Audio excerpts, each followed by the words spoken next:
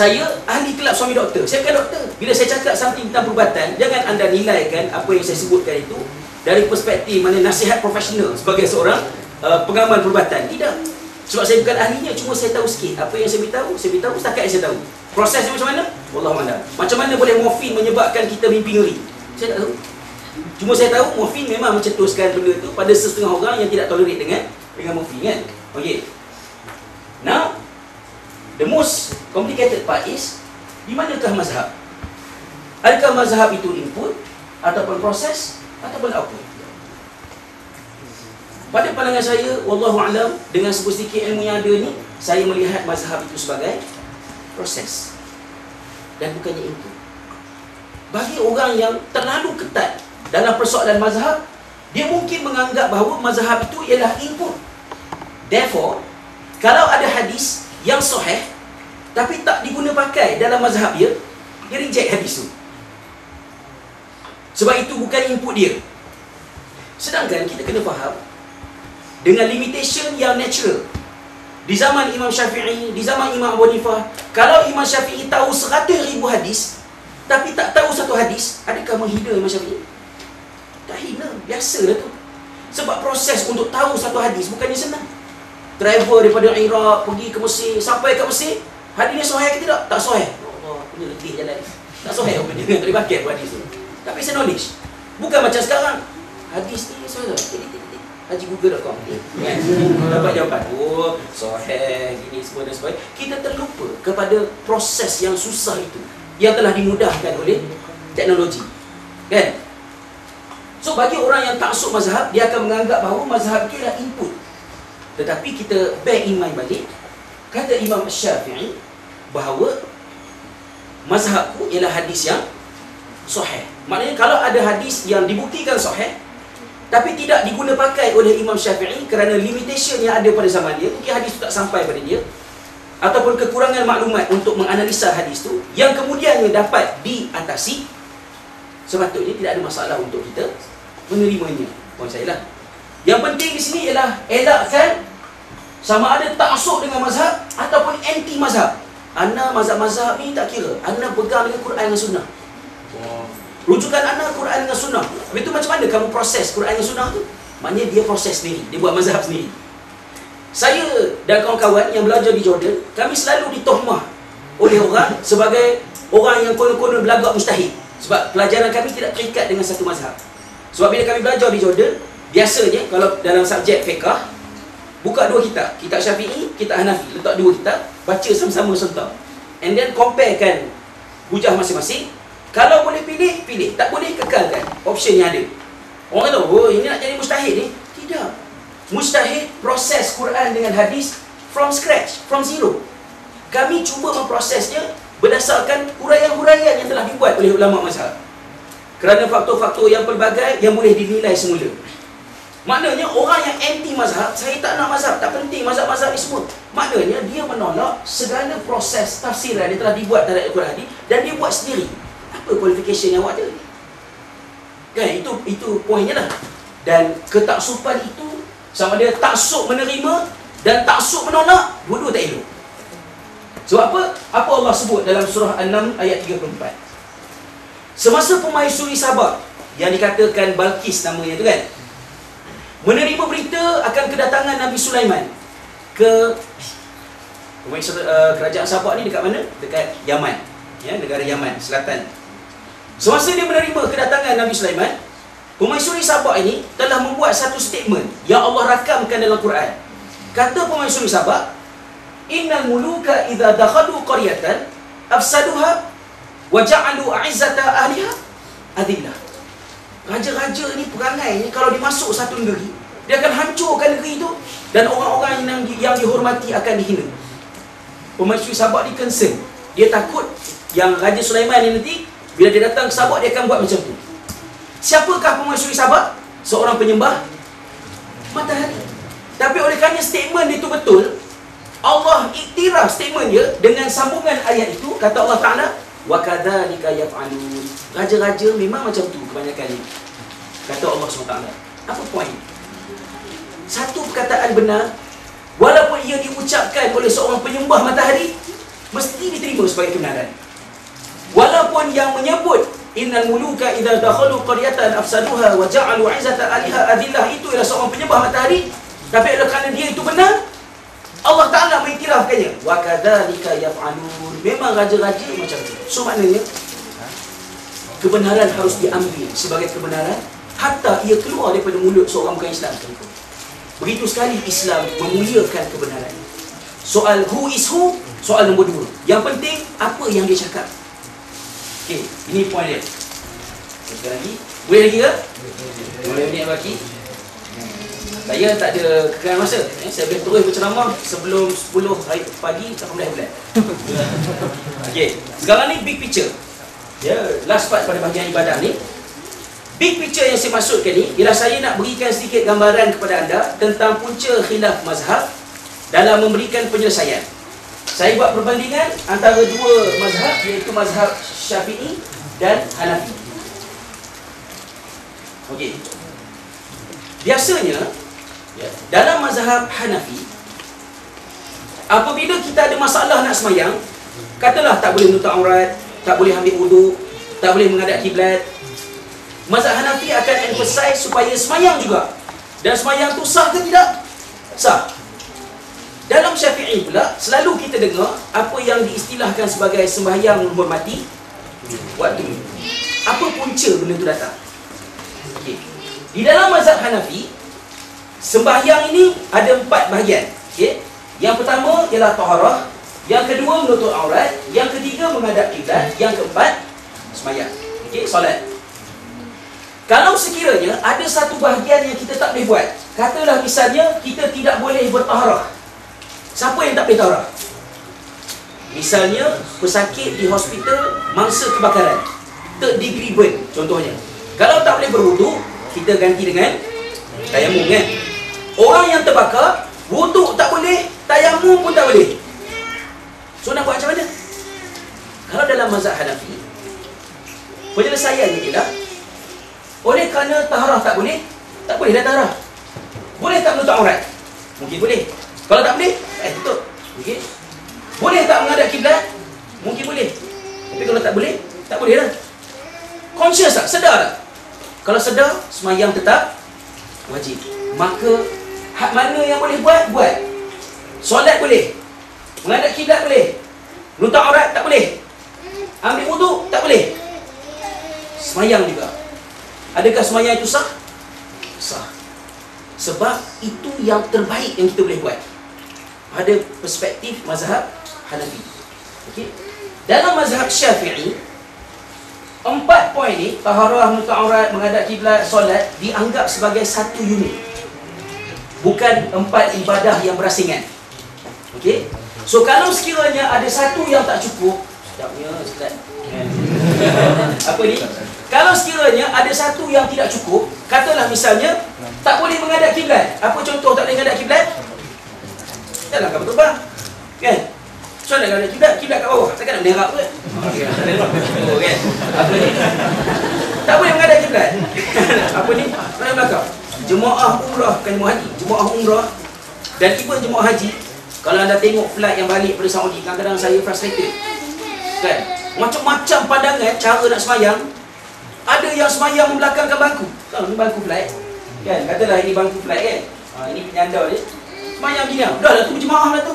5 orang, seorang imam kata tu. Semayang atas bangku. Duduk atas bangku kan? Peliknya cara semayang lah pada masa subuh kan? Tak apalah, saya tak nak ulas bab tu. Soalnya, boleh tak menghadap kiblat? Tak boleh. So kalau tak boleh, nak buat apa? Tak payah semayang. Nanti qada. Betul tak begitu? Tak betul. Walaupun tidak cukup syarat, kena juga semayang. Tapi nanti kena ganti balik. Habis tu semayang yang buat, tahu apa namanya? Itulah dia semayang menghormati waktu. Kenapa? Tetap juga kena semayang. Sebab kamu conscious, sedar. Tapi semayang tu tak cukup syarat. Bila dia tidak cukup syarat, semayang tu kena diqada balik. Itu poin dia dalam mazhab Syafi'i. Jadi poin saya adalah, kenapa Hanafi dengan Syafi'i memberikan fatwa yang selalu berlainan antara satu sama lain? Kerana Hanafi melihat ibadah itu sebagai 4 ibadah yang berasingan, manakala Syafi'i melihat 4 itu sebagai sesuatu yang duduk dalam satu unit. terpulang ya kepada anda untuk membuat keputusan macam mana. Ya, silakan. Contohnya dalam kes di Polis Pakistan. Ya. Saya sendiri saya akan pilih Hanafiya lah. Okey. Sebab lebih dekat dan lebih praktikal lah. Kita orang akan anggap macam ni ikut nafsu dan sebagainya. Saya tak tahu adakah itu ikut nafsu ataupun apa orang kata pelonggaran yang terbagi. Okey, baik. Soalan yang selalu timbul ya, masalah.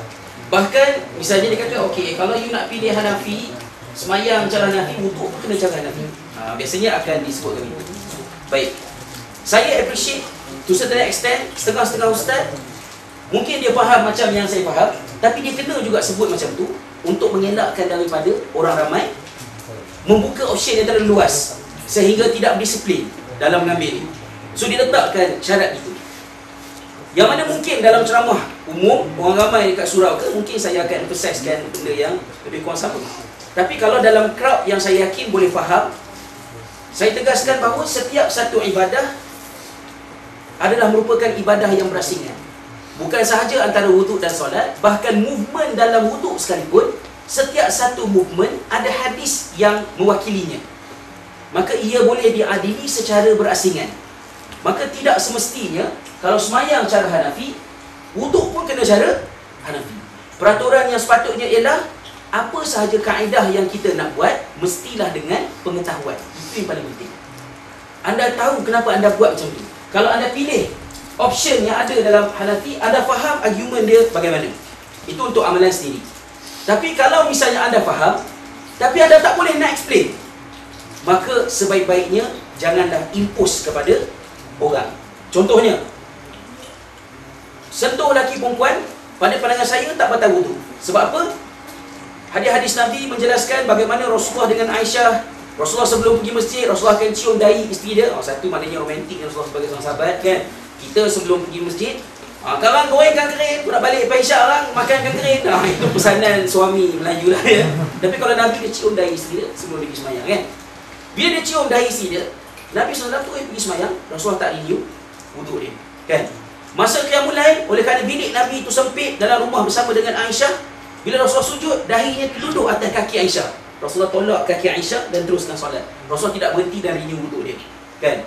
Bila mandi wajib, satu lagi menariknya, Rasulullah mandi dengan Aisyah bersama-sama. Yang mungkin terlalu westernized kalau dipandang pada perspektif orang lain.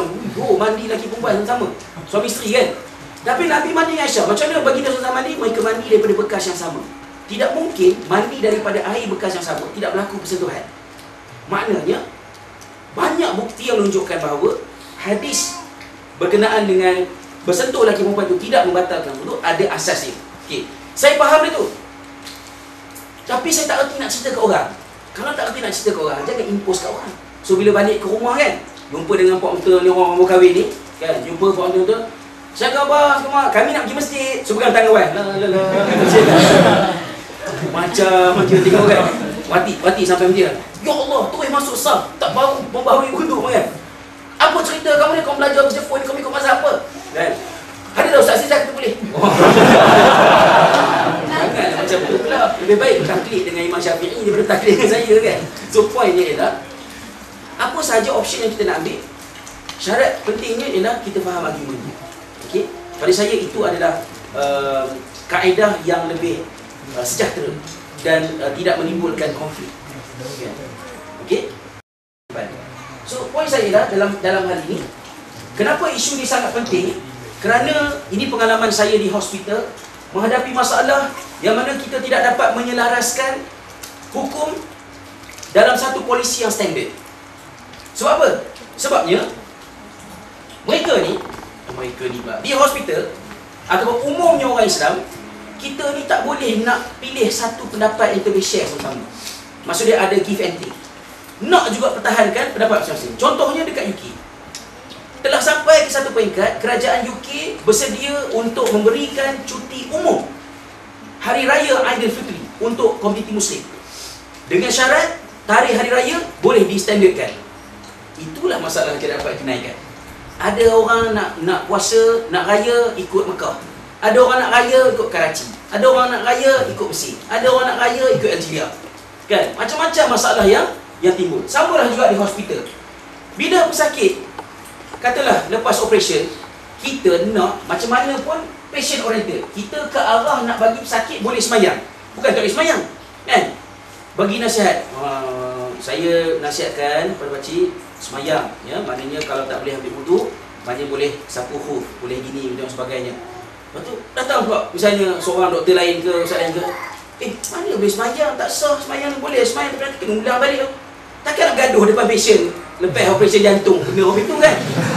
Elok-elok dah survive, mati kena heart attack. Tengokkan orang gaduh di hospital. So nak buat satu leaflet panduan untuk bersolat, tak settle. Kan buat gini, maknanya caranya lagi ni. Patutnya kaedahnya macam ni.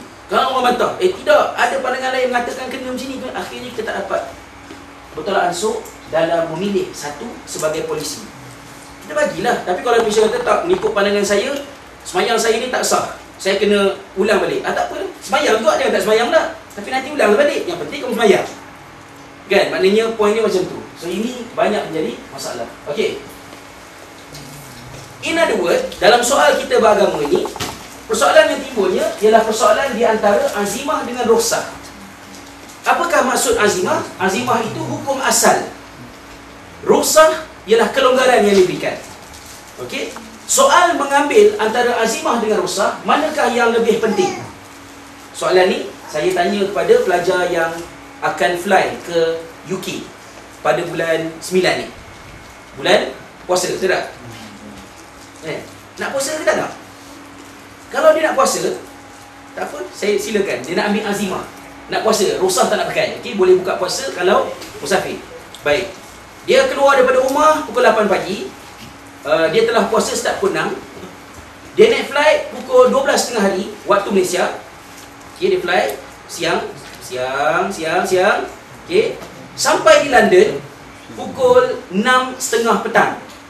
Iaitu 6.18 pukul kalau 6.30 petang campur dengan 18 campur dengan 7 25 1 pagi lah. Maksudnya pukul 1 pagi waktu Malaysia. Maknanya dia dah puasa daripada pukul 6 pagi sampai pukul 1 pagi. Boleh buka puasa? Tak boleh lagi, sebab tak masuk waktu maghrib lagi kat London.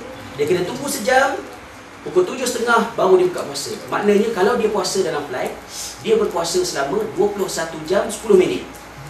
Kalau dia travel pada 2 September, nak puasa, sila. Kan? Ulang puasa. Maka kata Nabi SAW, dalam soal mengambil azimah dengan rukhsah, sahabat-sahabat Nabi, ada yang puasa, ada yang tidak puasa. Dan mereka tidak mengaitkan antara satu sama lain. Kenapa? Hadis ini penting. Kata Nabi SAW, An Abdillah bin Umar radhiyallahu anhuma qala Rasulullah SAW, Inna Allah yuhibbu an tu'ta rukhsatan kama yukrihu an tu'ta ma'siyatuhu. Akhrajahu Ahmad wa sahahu Ibnu Khuzaimah wa Ibnu Hibban. Yang bermaksud, Nabi SAW telah bersabda, sesungguhnya Allah suka rukhsahnya diambil sebagaimana Allah benci maksiat dilakukan. Maknanya bila Allah beri satu kelonggaran, ambil rukhsah sama level dia dengan mengelak daripada maksiat. Dua-dua Allah Ta'ala nak kita buat. Jadi maknanya bila Allah beri rukhsah, jangan kita tolak sewenang-wenangnya. Soalnya macam Allah beri sedekah, tak apalah Allah, aku tak perlukan, buat. Tak apa, tak payah bagi orang lain. Seolah-olah kita cakap macam tu lah kan.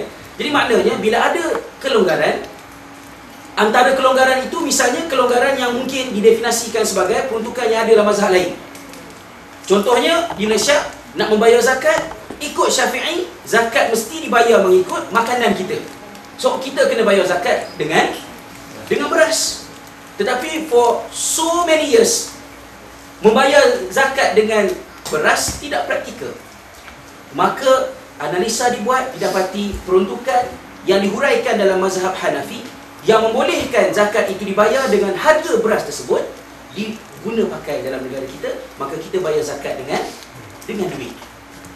Maknanya itu contoh kelonggaran yang ada, tapi kebetulannya ia duduk dalam pandangan mazhab lain. So poinnya ialah, dalam usaha kita untuk melaksanakan hukum hakam, kita kena consider banyak aspek. Dan pada masa ini, kelonggaran yang melampau terhadap mazhab dan ketaksupan yang melampau terhadap mazhab susah untuk menyelesaikan keperluan kita. Okey? Dalam masalah solat, kalau you nak keras dengan mazhab, still boleh survive. Kalau dalam masalah puasa, nak keras bertahan dengan mazhab, still boleh survive. Tapi kalau dalam muamalat, tak boleh. Dalam muamalat tak boleh. Sebab selain daripada mazhab Hanafi, sangat sedikit peruntukan untuk mengembangkan institusi muamalat. Tapi Hanafi yang banyak bangunkan. Sebab apa? Sebab antara faktornya, mazhab Hanafi adalah mazhab rasmi kerajaan Turki Osmaniyah. Maka dia telah mengalami selama ratusan tahun proses mengembangkan mazhab tersebut. Maka muamalat ni dia tidak banyak dalil, dia banyak konsep. Konsep itu kena dikembangkan. Dan eventually, maknanya mazhab Hanafi itu yang menjadi mazhab rasmi kerajaan Osmaniyah, dia menerima satu kurniaan, iaitu dia diguna pakai, dikembangkan. Maka tidak mungkin muamalat dapat dikembangkan berdasarkan satu mazhab. Dia harus dibuka dan dikembalikan kepada reference asas, itu input dia, iaitu Al-Quran, Sunnah dan konsep-konsep yang keluar daripada ini. Basically, itulah dia perbincangan kita tentang ibadah.